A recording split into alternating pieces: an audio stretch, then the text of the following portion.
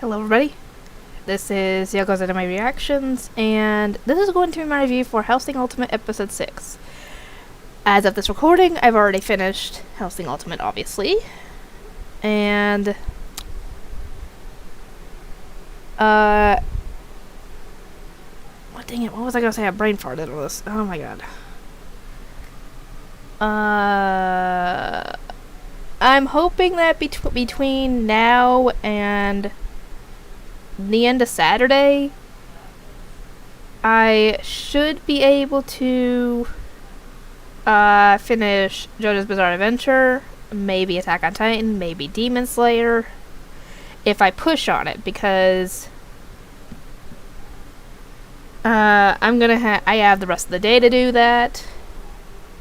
I have my closing shift on tomorrow. I have Friday off, plus the fact that my nephews are going camping Friday, so they're not even going to be at the house hardly. They're actually not going to. I don't think their mom's going to stop by here before she goes to take them camping, so I'm going to have the whole day to record on Friday. I'm going to have a short shift on Saturday, morning shift, to 1, so they don't have the rest of that day to do it. And I would say Saturday or Sunday as well, because I get off at like 2 or 3. But I don't know how the weather's going to be. So, yeah, it's going to be a little iffy.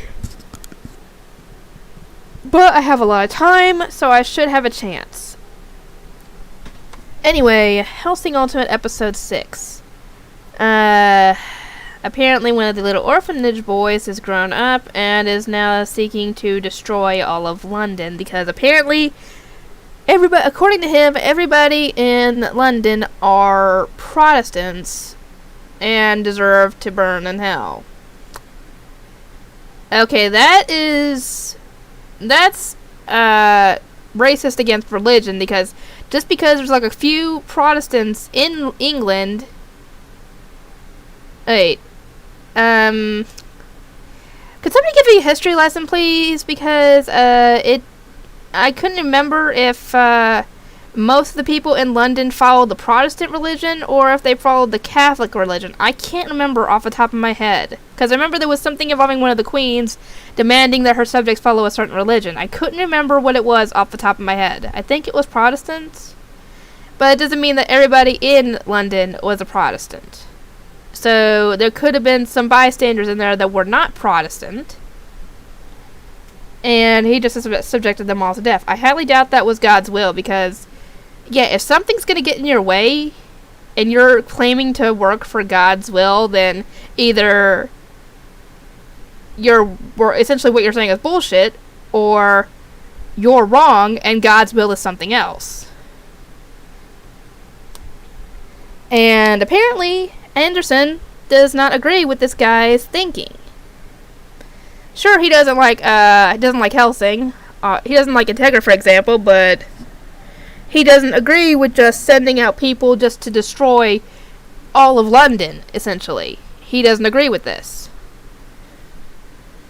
And the funny thing is that Integra started leaving after they had dealt with, the Nazi vampires that were attacking them. And one of Anderson's upper minions, I guess, tried to hold her hostage with a gun. She just told her, I think it was a she. If I'm wrong, let me know. I couldn't tell, essentially. I couldn't tell if it was a girl or a boy. Let me know. And she told this person, light my cigarette. Or light my cigar.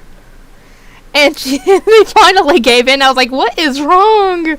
What is wrong with this picture? And Anderson actually let her leave, and he even went so far as to escort her towards her mansion. Huh. I guess he doesn't agree. I guess he doesn't like the Nazi vampires enough to where that he's not going to allow a maiden to walk home unaccompanied during this whole thing. Huh. I don't know what to think of Anderson. What do you guys think of him? Let me know. Anyway, while this is going on, Sorry. Anyway, while this was going on, back at Integra's mansion, Saris and the others, Saris and the wild geese are getting everything ready, to defend the place, and a blimp is heading their way. With that Nazi vampire with the big scythe, and before it can get close, a bunch of the planes that were accompanying it got shot down. I was like, what the heck? And it was Saris. She was on top of the roof, using obviously her vampire sight, to shoot down all the planes and work on shooting down the blimp with a gigantic round of cannons and gunfire. I'm like, oh my god. Yeah, Saris is not to be trifled with. And the leader of the wild geese, I can't remember his name off the top of my head, but yeah, I think he's got a thing for Saris because... dang it. Let me look this up real quick. Anyway, he was essentially coaching her through a headset.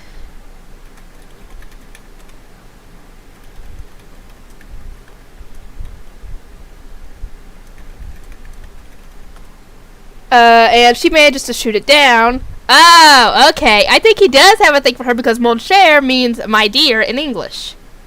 So he might have a thing for her, and actually, when the blimp gets shot down, all the vampires start coming out and start rushing them, but they prepared for this. They have landmines all over the yard, and any that don't get taken out with the landmines, they work on taking out with the guns. The vampire doesn't like this, so she uses an illusion to knock a hole in the building and make everybody think that they're, badly injured. Like, one guy thinks he lost an arm. And thankfully, thanks to Alucard's training, Saris was able to open her third eye and see right through the illusion, and everybody is fine. They're just shell-shocked. And thankfully, she's able to stop the illusion,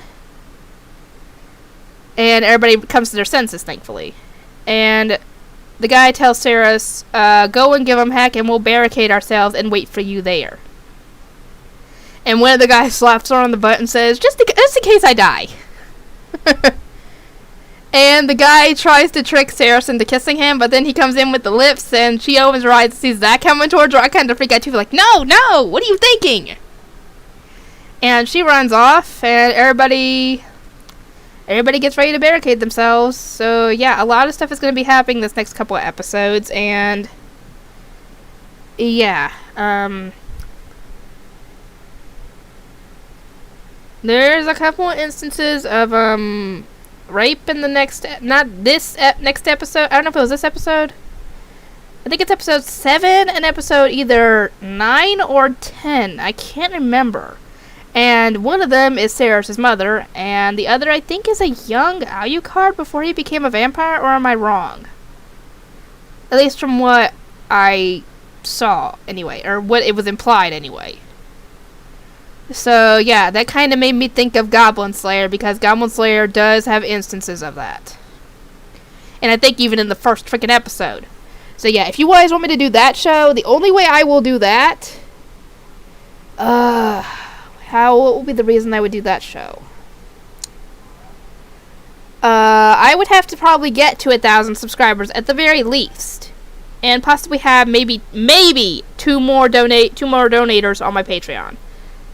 I don't care if you donate $1 or what, but those are the only 2 conditions I have for doing Goblin Slayer.